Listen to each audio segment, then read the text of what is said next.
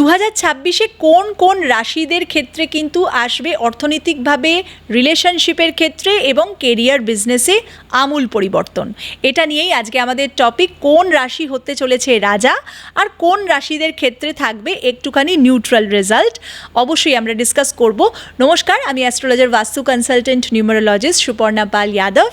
আমার চ্যানেলে আপনাদের সবাইকে অনেক অনেক স্বাগত। দেখুন, 2026 রবির বছর, সিংহ রাশি কিন্তু একটু এগিয়ে, অবশ্যই জন্মছক ম্যাটার করছে, সবার ক্ষেত্রে কিন্তু সমান নয়। সিংহ রাশির লাখ লাখ কোটি কোটি মানুষ রয়েছেন, যাদের সবার কিন্তু সেম হবে না, এটা জন্মছক বলবে। কিন্তু ওভারঅল এখানে আমি যদি বিচার করি, যদি রবি আপনার পজিশন জন্মছকে খুব ভালোভাবে থাকে, সিংহ রাশিদের ক্ষেত্রে কিন্তু একটা এক্সট্রা অ্যাডভান্টেজ অবশ্যই থাকছে। আপনার লিডারশিপ কোয়ালিটি থাকবে, আপনি কেরিয়ারে উচ্চ পদে যেতে পারেন, কোনো নতুন অপরচুনিটি অবশ্যই আসবে। তার সাথে সাথে মিথুন এবং কন্যা রাশি, বুধের এই দুটো রাশি বুধাদিত্য যোগ তৈরি করবে এবং তার সাথে সাথে মিথুন এবং কন্যাদের ক্ষেত্রে কিন্তু অর্থনৈতিকভাবে সাচ্ছল্য অবশ্যই আসবে, প্রগ্রেশন থাকবে। যেটাতে স্ট্রাগল করবে মকর এবং কুম্ভ, সেটা হচ্ছে আপনাদের এই বছর 2026 একটু পিছিয়ে থাকতে হবে।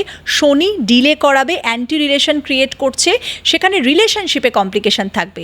তবে তুলা এবং বৃশ্চিকের ক্ষেত্রে আবার গুড নিউজ, এই বছর 2026-এ তুলা এবং বৃশ্চিকের রিলেশনশিপের ক্ষেত্রে কিন্তু এগিয়ে থাকবেন আপনারা।